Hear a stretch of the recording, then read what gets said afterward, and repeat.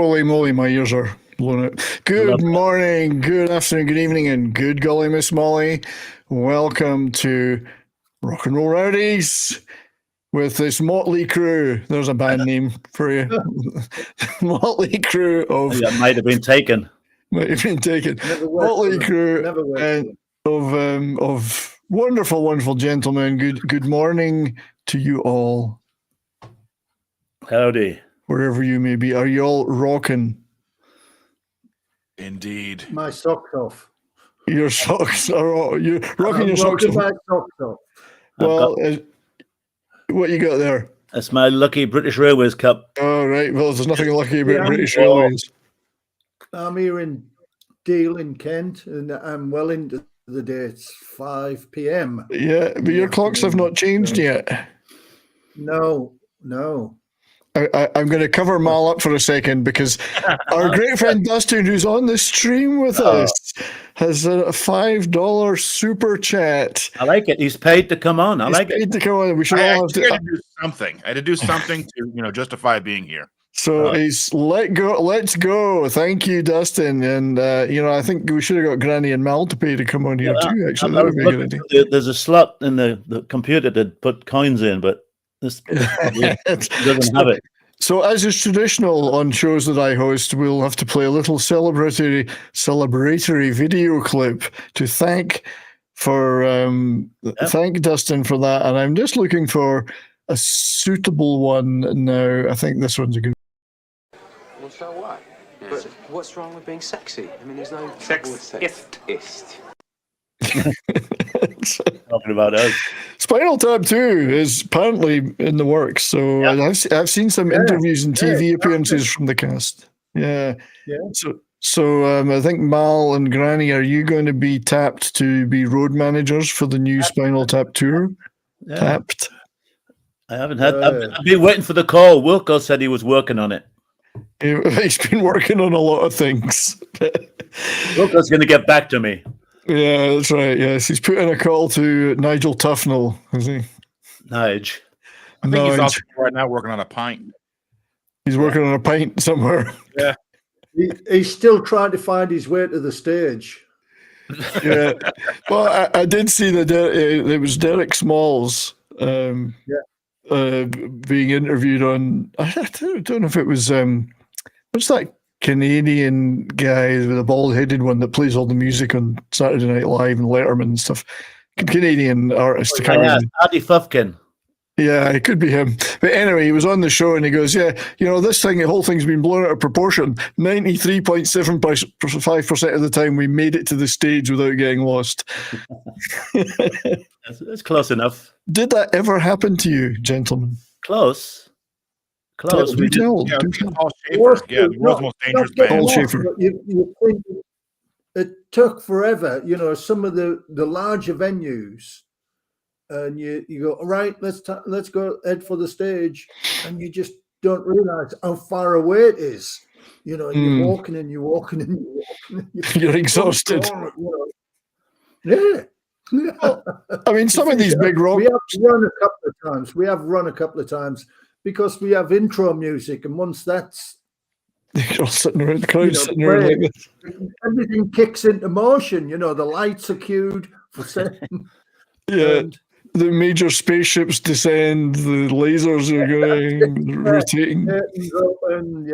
Stonehenge drops. The lines are lined up. Oh, did I say that out loud? Sorry. The nearest I got to that was that you might have done this gig, Mal, in Japan, in Osaka. You stay in a hotel and you go down the basement and through a corridor to the stage. It was like the temptation to keep nipping back to your room was there, with all kinds of contraband and God knows what. And so every now and then you'd find the lift or the elevator was coming too slow. And you were like, what floor did I get off on again? That happened at the Hilton. I think it was not the Hilton, the Osaka Grand, I think it was. There's a gig next door.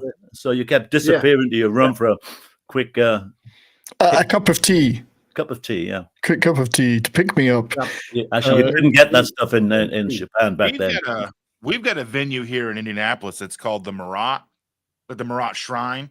Yeah. I think it's called the Old National Center now, but it's like it's an old shrine, like the Shriners or whatever, and it's like you got the major building. There's like 3 major venues inside, and then it goes like a block in each direction underground.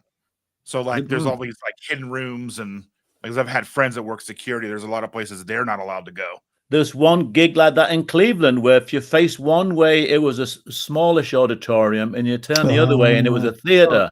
And I think we once were setting up on the wrong side. We were told we had to turn it around. Yeah, there was Keel Auditorium in St. Louis. Keel Auditorium. Okay. Was the same.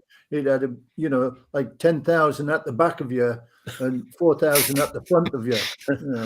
Should have said, "Screw you lot at the back. We're facing this way for the elite." Depends on how many tickets you sold as well. Right. Oh yeah, we're playing this way tonight, lads. We didn't do too well. Turn it all around. I know you've probably seen the footage of the Beatles playing in Washington D.C. and the first time they visited.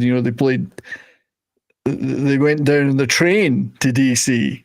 to play, and they're on. It's like a boxing ring they're in or whatever. But it's in the center, and poor Mal Evans has to go out, and after every song he dragged the drum kit around to face the other way. So it was going around every time like this, and they had to shift the amps and turn them around. Oh, that's funny. Because now they just make the stage go round. But there was another gig in Cleveland had a rotating stage. And so, you'd see some old boiler in the audience you'd catch on the first time around. And every time you went around, by the fourth time, you'd slip a little note with your phone number or what hotel you were at. I should you ever do that gig, Mal? It's fantastic. No, I never did anything like that, Grange. Average White Band was like in the round. I don't know how they did the PA. I don't know how they kept the PA connected. It must have went so many turns one way. the and back cables the other get way. wrapped up like That's all I this. can think. Technology above us, above our pay grade technology. I should point out, by the way, that Old Boiler is a heating reference for anyone that suspects we're trying to talk about something else. It's a reference to the heating. Keep you warm on a winter's night, Brian. That's right. That's right. But isn't it more the case though, rather than rotating stages, that the bands were typically rotating? Usually. But yes. Actually, I've just had a memory, Mal. Do you remember one of the very first gigs we ever did with the engine was in South Shields downstairs, and at the stage, the band would stand on the stage and it would turn around and we would have to plug in the PA and turn the amp on. That was real stage synchronization, Oh, you were part of the act. Now, Jimi Hendrix played this place. I've seen pictures of him, and he stayed the night in somebody's house in South Shields. But yeah, I remember it was a big deal. Like, okay, you got to plug the speakers in before you turn the amp on, and the stage is coming around, and it's very, very challenging for people. We had a list. We had no idea what we were doing. I didn't. No idea. Yeah, well, actually, you sent me some more. You got so many photographs, Granny. You sent me some more this week of. I'm going to start charging for them. Yeah, look at this there one. We go. That's me and Mal. Just arrived in London. They're about to pickpocket some people. They do. Symbionese Liberation Front. That's right. I like the sort of the pyramid hairstyle. Oh, that was very much 68, 69. Yeah. The pyramid hairstyle, it's coming to a point at the top. It was sort of a back comb thing. You kind of combed it back and then parted it in the front. I don't know. That was a mod thing, I think. That was a holdover from being I was never a mod. But well, Mal was a mod, though. Yeah, well, they always tried to get me to get my hair cut. I've never liked getting my hair cut. And they would every now and then bully me into getting my hair cut. So this is what, Maybe 69. We just moved to London. And you were working for a band called The Smoke. Well, that was the Smoke. No, the Engine. Oh, it was the Engine. Okay, I thought they were actually called The Smoke because there was a band called The Smoke. Smokey, and maybe. No, there was a band called The Smoke, apparently. Well, Smoke was a nickname for London, wasn't it? Going to the smoke. Yeah, apparently there was a band called The Smoke Band. Oh, okay. Maybe that's just the cameraman smoking a joint. The Smoke, they were on Apple Music. Oh, another disappearing act. I thought you were working for these guys. I know. Yeah. Maybe we did. Maybe you did. You didn't know, but so it was the Engine, and this is you doing your this is the really, really extensive setup that you guys had to do. That's right. This is pre 6-inch nails, No, I don't think I haven't got the nails in yet. And this is a drum kit. This is where it goes. See, but that picture tells you why they wanted Rowdies. All of a sudden, they went from little Vox amps to the big 4x12 cabinets. So there was 4 of them. I think that's why they got us. Yeah. You know, Well, those cabinets have got Sound City on them. Were they like a equipment rental gear rental? No, they were a brand. Ah, okay. There was Marshall amps and then Sound City in the field. And Sound City were heavier, if I remember. Maybe bigger, heavier speakers or something. They were heavy. I've got a feeling they put bricks in the bottom just to make you guys work harder. They're heavier. They must be better. I've seen, so here we are in 2025, and you're talking about in the the early 70s, late 60s, going with the nailing the floor, the kick drum into the stage. Yeah. I've just seen recently footage of where they have a little like a thing that locks into the bottom of the kick drum, right? And there's like these 2 straps that tie onto the throne. So you're sitting on the throne, and then you're kicking the kick drum, and it can only go so far because it's tied down to the throne. So you don't have to nail it to the floor anymore. Oh, we used to do everything. We tried everything back then, I mean, I guess if they played the drums really heavily, they would start to creep forward or backwards on the stage. You used to, like, sometimes you'd put like a weight inside the thing, anything to stop it creep. And you'd see drummers in the middle of the show pulling on the bass drum to pull it back. But 6-inch nails never failed. No, not 9-inch nails. That came later. I mean, that just sounds like a good idea, Justin, but that sounds a bit too 1980s for us. Yeah. Actually thinking it out and fixing it. Hang on. We didn't do that. But you guys were making it up.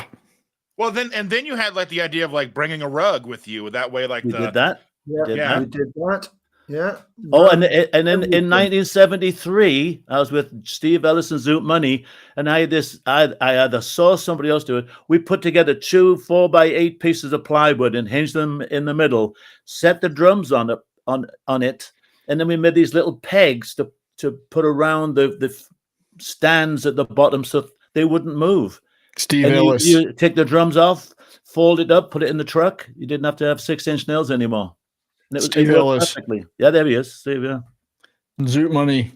Yeah, that's right. With Andy Summers in this picture. Zoot's been a sexist piglet whistling at that woman. I would never do that. Is that little Andy Summers next to him? Andy Summers, yeah. Yeah, of the police. Colin Allen in the doorway was Zoot for years. You know, Zoot died in September. Such a shame. Oh, I didn't know that, yeah. Yeah. I was always hoping to catch him at the Bull's Head in Barnes. Yeah, that's when I was. See, Zoot was copying my image there. That's him on the right of the picture. Yeah, this is the Ellis. Yeah. He looked just like me. For those who might not know it, Steve Ellis was Everlasting Love. Steve Ellis, the big Love Affair, yeah. Love Affair. And then, but anyway, that's so this is an idea of the gear you're dealing with. Yeah. What's this off to the left here on that stool? That's a PA amp. It is a PA amp. Sitting on a chair, yeah. Wow. Yeah. No mixers, mate. No monitors. No mixers.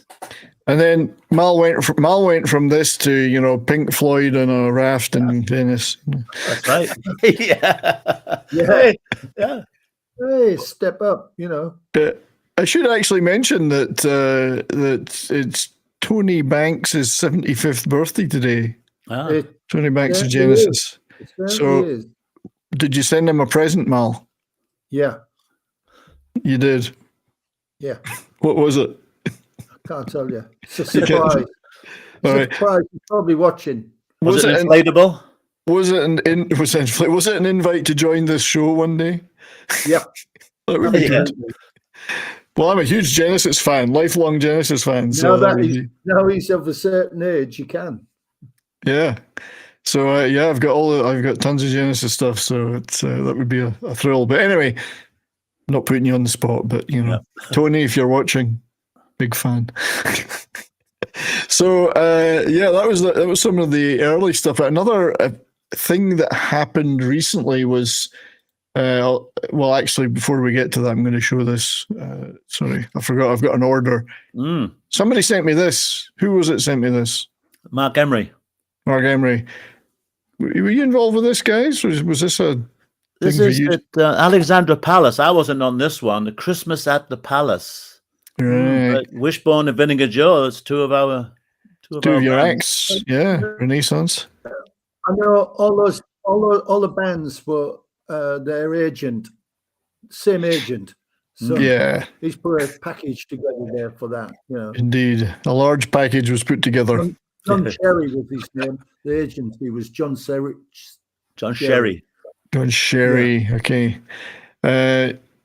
Anyway, so neither of you two did this one. Was it a Mark one or was that? Well, Mark would have been there, definitely. Mark would have been He there, thinks he met Wilco there, but I'm not sure about that. I can't remember if I was there or not with Vinegar Joe. I only ever Maybe. did one gig at Crystal Palace, and that was with Bob Marley and the Average White Band. That was quite a day. Yeah. That was the day I got arrested. Well, that's a day, Or was it the that's day a after? day out. I can't imagine what it would have been like being at a Bob Marley Average White Man gig. I mean, could you actually see the stage because of the smoke? It's like- Well, you know, I tell you what, it was somebody's Island Records at the time. As the Average White Band had a connection with Island Records, and somebody thought, "What a great idea!" But the only thing was the Marley fans did not want to hear anything else, and it got pretty nasty most every time. They Oh, were right, yeah. they're very intolerant of anything but Bob and Rasta stuff. Yeah. Yeah, Oh, it was well, actually a bit dicey. Yeah. it was. So, yeah, what I wanted just to mention, of course, as well, so it's recently sad passing of George Foreman, who obviously I mean, I don't know about you guys, but heavyweight boxing in that era of the 70s, like millions of people in Britain would stay up to watch these like they had 20, 30 million people watching them in Britain. Don't know about everywhere else. It was huge heavyweight, but I mean, I couldn't name a heavyweight boxer now. Well, there wasn't all this endless channels of thousands. You could get coverage of tiddlywinks these days. You know, it's like it was definitely a big event, wasn't it? It was. There were events, and you were involved in the big event, which was the Rumble in the Jungle. I was down there, wasn't I? Down there. Yeah. You were in Zaire to But you know set what? up the concert. So tell us about the concert, though. Well, the concert was in September '74. It was like all beginning to happen for me. I just done my first round the world tour and all that. I came back and that's the 2 pages of the one, all for a visa to go to Zaire. And I remember the guy's name at the bottom, Kasesa Wadulamba. That was the name of the guy. He approved my visa. I can remember his name to this day. I hope he's watching this show today. Cunnilingual. Cunnilingual, yeah. He's a cunning linguist. I get my tongue around most things, you know. But it was quite an experience. I mean, it was meant to coincide with the fight, but then we were setting up and something happened where one of them injured his hand or something in a sparring match. Yeah. And they put the fight back, but they thought, you know, we got everybody here, let's do the concert. A couple of people dropped out. I think Stevie Wonder, Aretha Franklin, but most of them showed up. And I can still smell it. Yeah. The whole thing was not the jungle, the smell of the river. I don't mean the people. Yeah. We smelled worse than anybody. Yeah, the smell of the river, the Congo, whatever it was called back then. Yeah. This is you Zaire now. This is you at the gig or at setting the gig up. I've still got that helmet. I could have dug it out. Yeah. So there was like B.B. King and James Brown, Bill Withers, the Staples, there's a lot of Latin artists like the Fania All Stars, Ray Barretto. There's a real mixture of stuff, African influence, all of it, of course. Of course, yeah. This is from your personal collection, is it not? It is. This is all my stuff. I've always been like this. I collected little knickknacks and that's a. You said there was a bunch of big acts that dropped out. Do you know why? Well, because they thought it was going to be a bit of maybe not a failure, but they wanted to be there for the big event because don't forget, this wasn't just a concert. This was like black music back to its roots, and they wanted to be all part of that with Muhammad Ali. They maybe didn't want to come just for the gig. They wanted it to be part of a special event. So they may have come on their own for the fight. Who knows? But didn't do the gig, They did. Some of them just dropped out. You know, managers, you know what they're like. And this is a postcard that you got. Yeah, that's like the view from my hotel room home. I mean, I can still smell that in my mind. That the river was full of like logs and God knows what brown. There's some logs, all right. It was God knows what was in it, but yeah, it was an incredible experience. I could do a whole show on it. Oh, well, we did. If you look back on the channel, there is some stuff we talked about on it before, yeah. Well, you know, a few months ago, I got in touch with. Yep. Sorry, Mal, go ahead. No, I'm just saying that this Granny's memorabilia is fantastic stuff. Oh, great stuff. You Yeah. know, I don't throw things away. But I was just in touch with Chip Monk a few months ago. I thought, I'll see if I can get in touch with him. I haven't seen him since Zaire, but I just got it. I saw this thing and he responded to me, and he was flabbergasted that I still had some of the production notes for the rehearsal times on stage and stuff. He couldn't believe it. And he sent me a few pictures. And he'd be an interesting guy, but he's very, very deep when you talk to him. He's not like us. He's very out there in some ways. He lives in Australia now. I've always wondered, was that his actual name or was it a nickname and he just adopted it? Well, Chipmunk. Chipmunk. Yeah. Like Chipmunk. Were his parents bad enough to call him that? You think his parents must have known. But, you know, his real name is something really imperious. Like, I can't even do it. It's a really long-winded, highfalutin name. You'd have to look it up. Something like a Monty Python sketch. Like Thelonious Monk. Thelonious Monk. Yes. Thelonious P. Wildebeest. That's good. I'm going to look it up while we're talking. You carry on and talk among yourselves. Yeah. So you also sent me, I just like to go over the stuff Granny constantly sends through the greatest stuff. This is another, we'll have to zoom in on this a little bit because it's probably tough to see. But... Yeah, let's get I've got Edward Herbert Beresford Monk. Campbell Barrington Smythe. Edward Herbert Beresford. No wonder he went for Chip. Edward Herbert Beresford Chip Monk. So I'd like to say hello to our great friend Courtney. Hi, Courtney. Who's in the chat. Hi, Good Courtney. to see you, Courtney. We should put her on the staff, you know. We should hire that woman. We should, yes. You sent me this, which is, I guess, from like Sounds or something from, I don't know, 1970. Melody Maker, I think. Melody Maker, 69, 70. It looks in great condition. If this 71. It was online and I poached it. And we know almost everybody on this. If I did the very top, Gnidrolog. One below Gnidrolog, Stone the Crows. I did gigs with them. Exactly. Yeah, Stone the Crows. Well, I mean, is there any actual gigs on this page that you were actually working? We did loads of the actual venues, but you got the band down the right there, Mogul Thrash. That was that's the two horn players from the Average White Band. Oh, Mogul Thrash. And if you go to the left, Brian Auger's Oblivion Express, the drummer from the Average White Band, Robbie, opening up Forevermore, which was Alan and Oni from the Average White Band. What a page.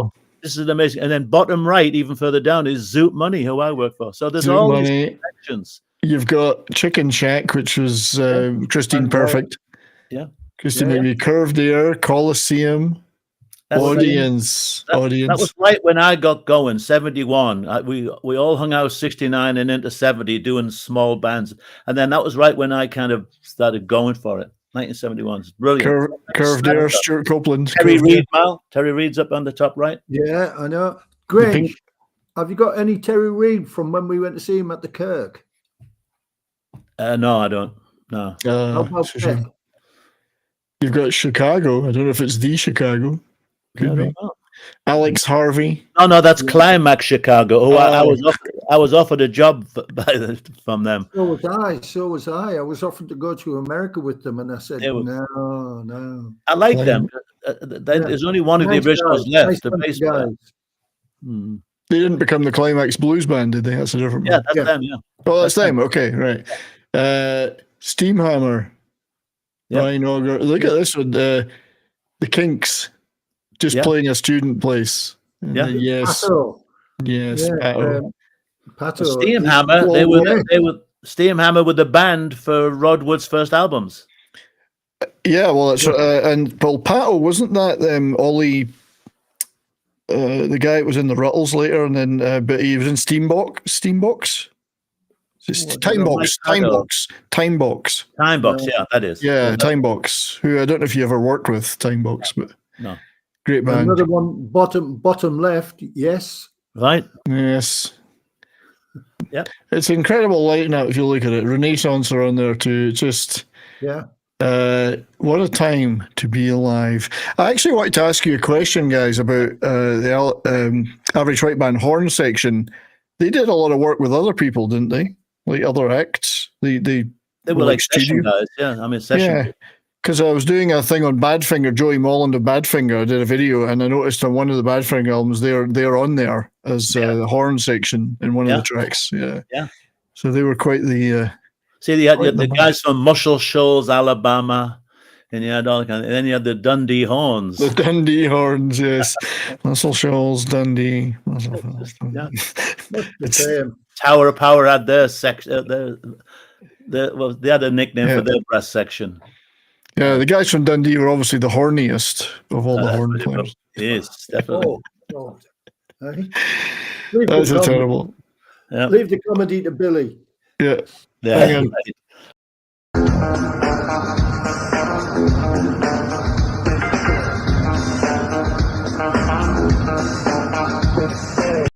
Nobody rocks like a guy in a kilt. Oh, I tell you. You can hear the castanets in the background. Did you hear them?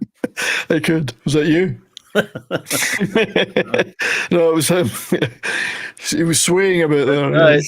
He's on commando. Sweeping the floor. Anyway, thank you for sharing this great stuff. Stuff pops up and I just save it into folders and I've got my own stuff. Yeah. Yeah. It was, now do you guys together work with like Van der Graaf Generator? I know we've talked about them a lot. Were you both working on the same Van der Graaf tours or?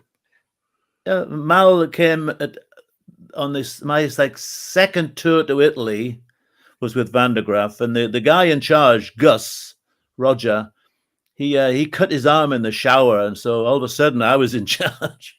All right. You know, you cut your arm in the shower. And it was like, I need someone to help me, you know. It was like Mal was my pal, but he couldn't drive, so we had to get a third bloke, and we went off and blundered through this fucking tour. I mean, I think Dustin's got a valid question. How do you cut your arm in the shower? Well, you know, he did live with a woman from Sweden. He's avoiding that one completely. He really is avoiding that one. What were you shaving? What were you shaving? I don't know. he fell in the shower. I don't know. I'll take his story for what it was. He injured himself in the shower. Yeah, But, I mean, right from the beginning, it was like, okay, Mal kind of was a little bit more into equipment than I was. We were all bluffing it a bit, but he was a bit more in tune with equipment. I did drums and 6-inch nails, and I could drive, and I had the experience theoretically. So before we even got out the country, I screwed up twice. Gus said, "Shouldn't you get going for the ferry, Granny?" I go, "Oh, we have plenty of time." Of course, we missed the ferry. And ended up getting another ferry hours later, and then getting lost and on. Missed the first gig in Germany. You didn't use a GPS? Oh yeah, fucking GPS. Yeah, but we get to the. Yep. I was going to say GPS then stood for Granny Positioning System. Exactly. I invented it. I mean, we got to the customs at Dover. And this was 1972. I think there was still currency restrictions. You could only take so much actual cash out of the country. It had to be negotiable bonds and vouchers or whatever. Never even thought about it. The managers should have thought of that. That's what managers are for. I turned up there and the hello, you're off on a rock and roll tour? Yep, going to Italy, there's Germany, that. You know, got any cash with you? I said, yep, £500. He says, what? I said, £500. I was really chuffed, you know, I'm handling all this money. He goes, you realize there's a limit of 30 quid you can take with you. And I could impound the entire vehicle and its contents and arrest you all. I'll ask you again, how much cash have you got? I said, 30 quid? He goes, have a good tour. Could have stopped us right there. Yeah. And then the tour went on and on, mountain passes. Why would there be snow in the mountains in May? I'm going, what are they talking about? What do they know? It's in the south. It's warm. I'm going, yes. What do you mean the mountain passes are closed? I'm like, no, they just forgot to take the signs down. They've got to be. Sorry, what were you saying, Mal? You know, crossing those Alps, you know, Hannibal did it. Me and Granny did it. You got over there with elephants, we can do it. We made our way to Milan, you know. An We elephant got might, there. We got there. an elephant might have been more useful than a transit van, but Oh, no, so I've no. got some stuff that because we've talked about it before. I'm fascinated by this Van der Graaf tours of Italy because they were huge in Italy. Yeah, for the time. We were at Yeah. number one when we were touring. One Theme heart. one went to number one. Yeah, theme one, the George Martin Yeah.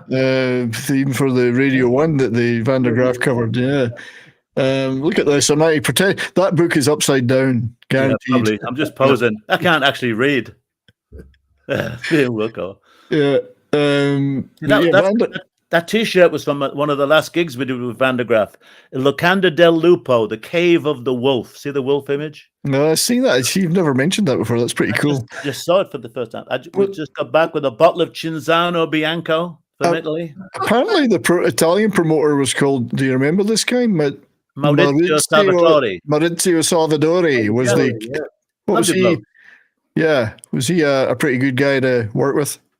Yeah, I thought he was. He always had one of his fellows with us, but he would show up at the big gigs. Yeah, I remember it being quite nice. It was all very innocent, I don't know who the hell was really doing the deals, and I collected money on one of the tours, but I had no idea what I was doing. I've still got I kept a diary of all the expenses, and we had to keep buying tires and bits and pieces for the van, and they couldn't have made any money. We've got a picture of the van coming up, but this was some of the European gigs. I think this is Paris. Paris. Buddy, they would have been loved there. Sadly, the Bataclan is where that shoot-up happened about 5-6 years ago. That's right. That's why I recognise the name. Yeah. This is them on stage. That's it. Granny just out of sight. Somewhere. I'm probably soldering the organ. Is that what they called it? Getting it soldering out for him. That's He what would they fix called his it. organ during the show. I mean, I'm talking about his keyboard. Hey, he's talking to the French girls. Mon chéri, would you like me to solder my organ? Organ. I should specify it was his keyboard organ.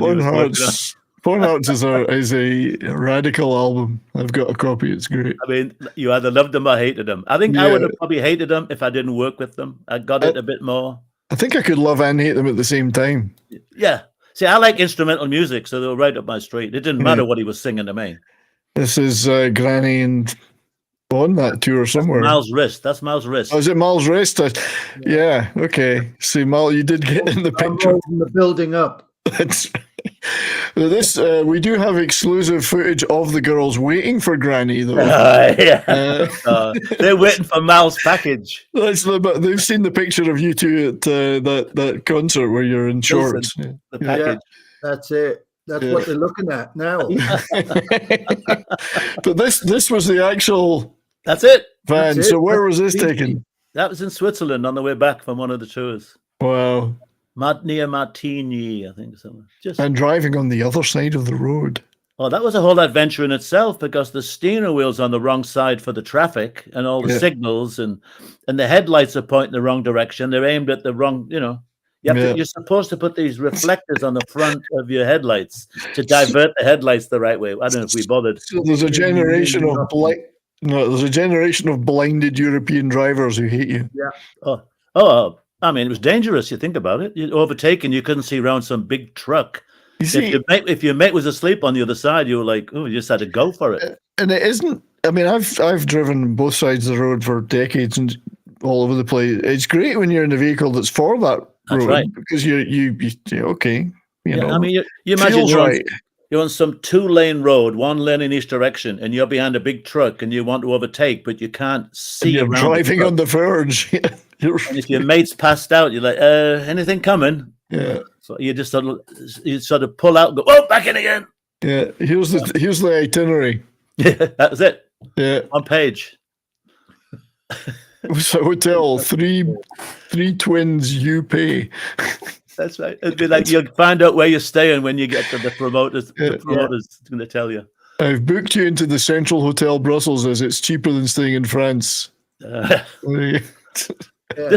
think this was Gail Mal. She worked for Charisma. You know Gail Coulson? Yeah, Gail, yeah. I think she put this together. You know her, don't you? Obviously. Well, I know. Well, I worked with Peter Gabriel. That's right. And I done a solo tour with Peter Hamill. We done North America, the US and Canada. Yeah. Peter. Well, I knew you'd know it because she And was with. I bumped into him at Gail's birthday party All a right. few years ago, and he introduced me to his wife as the man that saved his life. Oh, wow. Ah, So Okay. got he your story there. suffered a lot of anxiety, stress attacks. Right. You know, so Yeah. I and think that's the only thing I can think of is that I just was oblivious to it, and I just carried on as normal, and he got followed through you. it. Yeah. I think you did send me a picture of Pete Hamill that you took backstage. Well, you know, Mal, that's a really good point because it's not just the equipment and this. It's sometimes how you handle situations, and you may not think you're doing anything, but they go, "Oh, it must be all right because Mal's relaxed," and they pick up on your they could pick up on your vibe. I think that happened a lot. That looked like the total package, yeah. The short shorts are the best picture. We can never show enough of That this. last picture, I still can't figure out what those solvents are he's got on the shelf behind him. See, that's what intrigues me. That one, yeah. Oh, this what is he sniffing glue there or something? That's right. Yeah. But anyway, yes, that's Pete Hamill. Yeah. Great solo artist as well. Nadir's Last Chance, great album. Yeah. Yeah, you've got all these fascinating things from this. I did all of them. Yeah, I did all of them. Yeah. And you caused riots in Italy. Oh, yeah. I mean, I don't want to jump on everything here, but yeah, the first gig I ever did out of England was in Milan. We did a show in the afternoon and a show in the evening, and there's a lot of anarchists around that don't want to pay for things, and I decided to go back to the hotel for something between shows, and I got caught up in the riot. I was almost going to be beaten up, and somebody from the promoter's office pulled the cop off. The guy was just about to club me. That would have been my first gig. Because, well, they were such big stars in Italy, nobody could get tickets, and everybody thought it should just be open for free. And well, they didn't care. There's still a lot of that around now. People protesting against. Yeah, I mean, the most times I've been tear gassed has been in Italy. How many times have you been tear gassed, Mel? Quite a few, actually, quite a few, and they all happened in Italy. Yeah. Virtually every big gig in the early days, you know, the riot cops would turn up because the anarchists would turn up to protest something. So the riot squad would turn up and just release tear gas. Wow. It happened. I was there with Phil. I was there with Genesis at separate occasions. Do you think maybe they were on a commission from the people that made the tear gas? I think they used it as training exercises. You know, You know, you got the smell of weed coming from one side of the park, and the other smell is the fucking riot cops coming with the tear gas. You know. Yeah, can you remember in Rome when they came through with the water cannon? Yeah, I know. To clear the crowd after the gig. That's right. It's the first time some of those people had ever had a wash, though. That's right. That was a gig, but that was a gig where they were well behaved. There was no problems. It was very mellow, and they just came through with like stormtroops and water cannons and cleared them all out. It was fun until they turned up. It was fun. Actually, there was some footage of Van der Graaf generator that available on this tour. Oh, look at this! Oh. You got me on again. Yeah, that's Mel. Is that Mel's package? It was. Peter Hamill, Dave Jackson, Guy Evans, the intellectuals from Van der Graaf generator. Van der Graaf generator.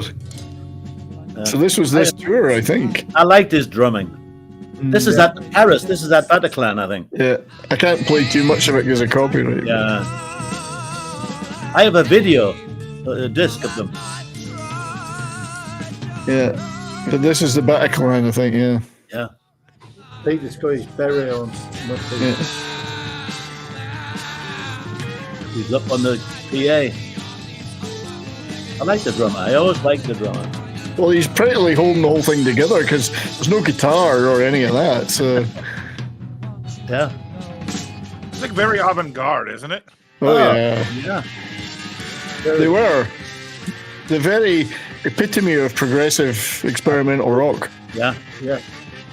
If you're talking prog rock, they up there in the top. Oh, like absolutely out there. Yeah, I mean, it's very much an acquired taste Van de Graaff generator. You know, I played it. I do this radio show now here in Deal, just a monthly, and a couple of one of the shows I did a prod rock. I watched it. I watched that one. I think I did Killer. Killer. Yeah. I just remember turning up at the gigs, and as soon as the audience were in, they would go Killer. And I thought, what is this Killer? It's French is Killer or a teal. What time is it? Killer. Killer. Oh. Yeah, I like that price. Yeah. Van de Graaff track, which is. Yeah. So I played that the other day on. Yeah. On Deal Radio. Yeah. Well, Mal, it's right, Mal. You have a whole show on Deal Radio, which you play whatever you want, which is the way it should be. I can pick and choose. I've been doing that today. That's why I was asking Grange about Terry Reid and Jeff Beck at the Kirk Levington. I got Jeff Beck pictures. Yeah. I have Jeff Beck. Just when have you got dates of when it was? I've researched it. It was May '68. Because he did the Kirk. This is Jeff Beck did the Jeff Beck group did the Kirk twice. And I think we went the second time. I think. Okay, and it was the Truth album that he was playing at the time. Because I think we started Rowdies in late '67. Vocal and Ronnie Wood on bass. Yeah. Mickey Waller on keyboards. Great stuff. I got 4 pictures. on drums. Yeah. Great stuff. Yeah, absolutely. Truth's a brilliant album. Great album, Truth. Yeah. Yeah, but I thought you'd get a kick out of that video, that Klaus. It's great that there is footage of that stuff around. It's. But yeah, you guys worked. I mean, well, I've got a little bit more Van de Graaff stuff, but you guys worked with. A lot of the weirdest progressive rock bands. Van Breakdown. That's a great headline. Van Breakdown. That's when I got back. I had a big bag full of money, and I went round to the house. I think I dropped the money off at the sax players, and then I saw that in the paper. I could have kept the fucking money. Could have kept the money, yeah. But yeah, creative differences. Yeah. I mean, I'm surprised you made any money on these tours. I can't imagine they did. Like I said, I've got a diary, and then on the column is like money in, paying things out. The number of times we had to fix things on this van, tires for whatever reason we were going through tires, loads of them. So I think it's overweight, bad roads. Yeah, bad driving. I used to take it over the curbs a lot. That probably didn't help. I think it's nice of them though to have taken this photograph outside your caravan, Granny.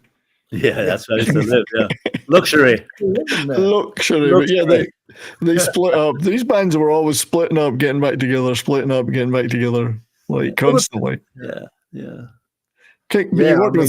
I toured with Yes. They've split up. There's been so many versions of Yes. Oh, it's crazy now. I mean, you've got like 4 versions out there, and then occasionally they all come together for one mega gig, and then they go off again. Van de Graaff experimented a little bit. They did have a bass player for a while called Nick Potter, lovely bloke. Nick Potter, lovely guy. Yeah, but I think every now and then they had like a trombone player or something. But there was very few people could just come and sit in.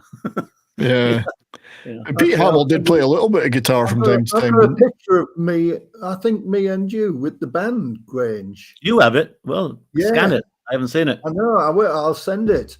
I'll definitely send it. So that last one was in Florence. Yeah, this is Florence, Space Electronique. Space Electronique. Yeah. I mean, Pete Hamill did play guitar sometimes. I don't know if you ever played it live. He played it on record. He used to play acoustic guitar, like electric acoustic. Yeah. On stage, Because he wasn't. But he wasn't he wasn't bothered about everything sounding pristine and pure. His guitar and his microphone were both like most sound guys would be tearing their hair out. He didn't want it to be nice. He wanted it to be Van de Graaff-y. And this is just chunking away on it. And Courtney's asking about live. It was Mal. Mal was Mal, because Mal, you were heavily involved with Phil Collins and Genesis by that time. That's a rumor about me and Phil. It's a rumor. Yes, and it's coming up June of this year. It's the 40th anniversary. Well, I can't think believe it. I think we'll probably do some kind of mega live stream to mark that anniversary. But, you know, I mean, I was planning to do one anyway, but you guys could obviously be a part of that. But It's on a Wednesday. The actual date is a Wednesday. What's the date? 24, 20. Yeah. Yeah. Because I mean, I'm old enough to have watched it live on TV. I recorded the entire thing on VHS. I spent all day putting. Okay, that one's done. Get another one in quick, I might miss something. You know. Oh, I missed it all, mate. I missed it all, and I was there. Yeah. Well, you were busy. You were busy doing stuff like this, getting on the Concorde. Yeah, I was. You had to fly it. I've actually sat in Concorde in the cockpit for takeoff. On Concorde. Oh, that would be pretty neat. Those are the days. But yeah, I've got photographs. I'll have to find them at the time, but there's photographs, and I found the video clips of you backstage with Phil Collins that I showed on another stream once. Yeah. Oh, here we go. Yeah, this was the video clip. You can see this. I'm going, There you are. Concorde that way. Yeah, Phil Collins says, "I need a piss," and you're that way. Don't forget to wash your hands. Yeah. Hey, did you notice in that picture of the Concorde how quaint they're holding boarding passes? How quaint. Yeah, how quaint. Yeah. Oh, look. Princess Anne. Yeah, that was in Scotland. Hey. Being a Scottish princess. So you get to hang with all the big knobs. Well, you've seen that picture of me in the shorts. Yeah. Yeah. I mean, there's. Wait a minute, there's an even better one with you in shorts. I'm sorry, I'm kind of jumping about topic-wise here. I'm trying to find. Right. Oh, here it is. This is the best shorts. It's like a fucking nappy. What the hell is that? It looks like a diaper. Like a diaper. It was. It probably was. Just very lightweight. That's David Rhodes from Peter Gabriel. That was on a Peter Gabriel tour. Yeah. Hey, Sherry. Good to see you. Yeah, Courtney was in Philly. Live 8, which was the one they did a few years ago, yeah. Oh, right. Which Pink Floyd played at. But, anyway, yeah, that was just to kind of wrap up the Van der Graaf. This is the state of the toilets you had to use. Pissoir. Yeah. The pissoir. This was the women's as well. Yeah. Yeah, fantastic. You took this, didn't you? Didn't you take this picture? No. I don't know, maybe. I don't know. So those are like actual toilets. So those are actually like urinals. On the street. Yeah. You would just stand there. The States didn't have these. Yeah. You know, That's what they were like. And I went to France a lot as a kid in that era, and it was because we had relatives there, and it was all like that. It was like this. I mean, you go to Italy. Yeah, in Italy they have them, and there's usually no door on the toilet, so there'd be somebody talking to you while you're dropping one, or not talking to you, looking at you meaningfully. You know, sometimes there's no privacy whatsoever. Courtney's been at both Philly once. She was at the original Live Aid, and she was at Live 8. So they got money out of her twice. Paid, or at least her parents, at least. Her parents paid first. That's quite some memories. But yeah, we will do. I mean, strange, Brian, that you have a collection of toilet photographs, but we'll get to that another episode. You're taking the piss. Yeah. But this is what you had to. This is an example of what you had to put up with touring Europe. It was fun, though. It was fun. This is touring Europe. That's what you had to do. But yeah, it was fun in those days. Yeah. Anyway, somebody sent me. Who sent me this picture? Oh, me. That was last year, my last day in London on my holiday. I was walking around the West End, and I thought, I want a pint. And I popped in this pub, and I thought, it looks familiar. It's a pub now called the Duke of Mortimer or something, but it was the Marquee on Charing Cross Road, not the original Marquee. And they've still got memorabilia inside. I should send you the pictures, Brian. There's like posters of the Who and stuff. Well, we'll use that next for another show for sure. These two young blokes, they were like, I thought, that's me and Mal. That's you and Mal. Yeah. Because the blokes look like I'm taking a picture without making it look like I'm taking a picture. I thought, I wonder where they're from. They're obviously musos, I think. But if you ever make the TV show you've been trying to make, these guys could play you. Exactly. I mean, I just thought, like, look at those two.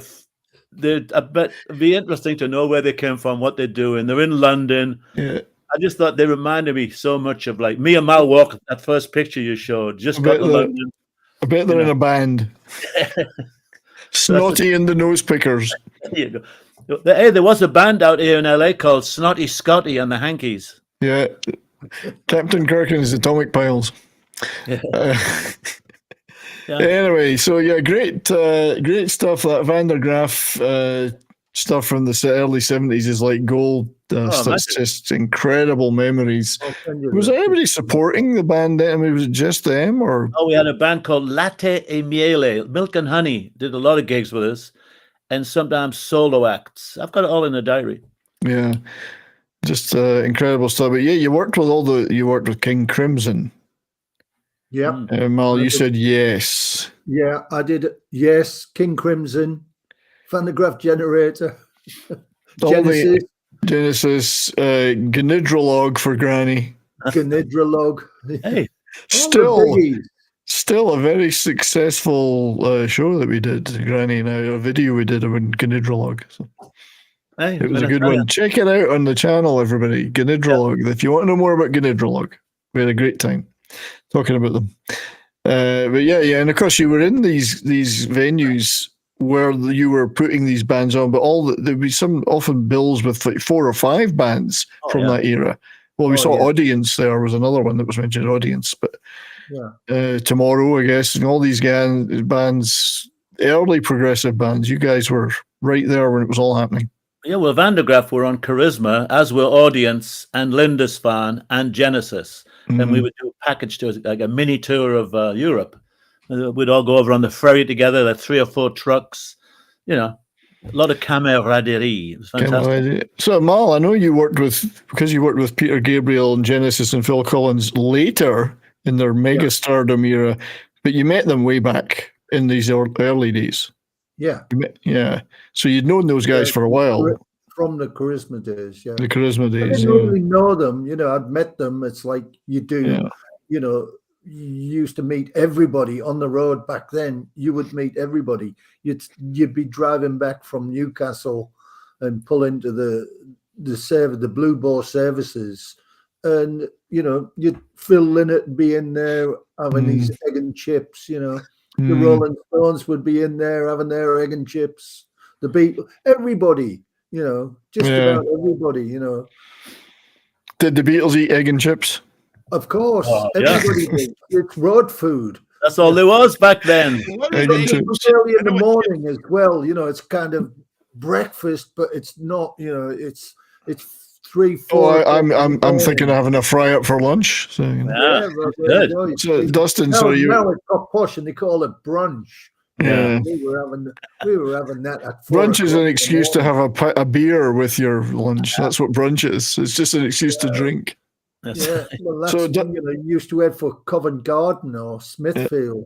That's right. Always open in the middle of the night because the bars were open all night. Well, yeah, I remember when I first went down to London myself in the later 70s that it was great because everything was open. There was stuff open 24 hours, unlike like home, where everything shut at 10 p.m. Yeah.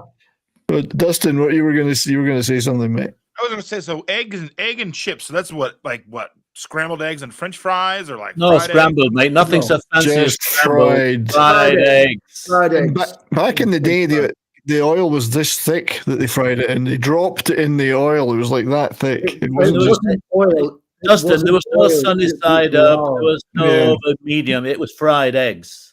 Yeah. No messing around flipping them. No, they just fried them. Slap them on them. You ordered eggs. They came fried, sunny side up. This is how rock and roll powered itself in the early. Fried bread and fried potatoes. Yeah, I still love a big English breakfast, as they call it: sausage, bacon, black pudding. The whole thing, mushrooms. Three Well, fried eggs. Mal's an email years ago was Mal's fry up. Good sausage, you know, it's a, Mm, yeah. cool. No, that's you could do a whole show about just the food. Oh, absolutely. And then when Yeah, you went sure. abroad, the differences, then it would be because now you can get everything everywhere. That's it. It was. We had Yeah. no idea It what food was when we got off the boat. No idea. Yeah. Anyway, gentlemen. But we come to love bratwurst and bockwurst and Mm. currywurst. All those nights in Germany, yeah. Yes, it was the worst of times. Tons are flying Brian, I think today. you need something to eat, Brian.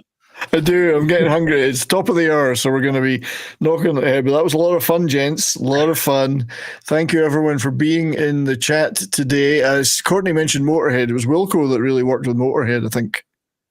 I think Wilco did a Motorhead tour. Motorhead- We all knew Lemmy back then because was always a around. He was fixture just in the around. Speakeasy. Mm. You know, you walk in the Speakeasy.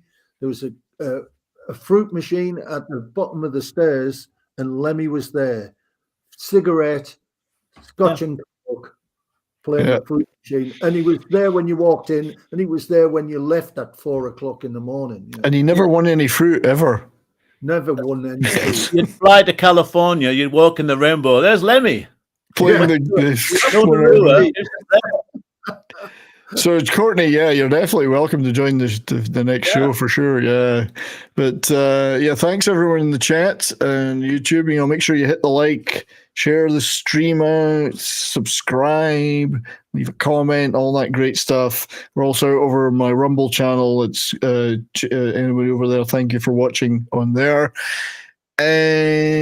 Yeah, it was a fun show. Thanks, everybody. Thank you, guys. Anything you want to just mention before we say cheerio? Dustin, you get the plug? I'll be live this Sunday morning, 7:30 Eastern time, AM. Come chat with me, have a coffee. Check Talk out about 3 Keto hours. Simple. Yeah, Keto yeah, yeah. Simple. Keto And Simple's the then, channel. Keto Simple's the channel. Come chat with me, and then probably be live a different time this coming week because we'll be at a meetup on Tuesday instead of having a live. So just come subscribe and see what's going on. Cool. Thanks for being here, mate. Appreciate it. Granny and Mal, any final words before you go off? And I might do a little remote thing. I'm going to Colorado Springs next week for the Space Symposium.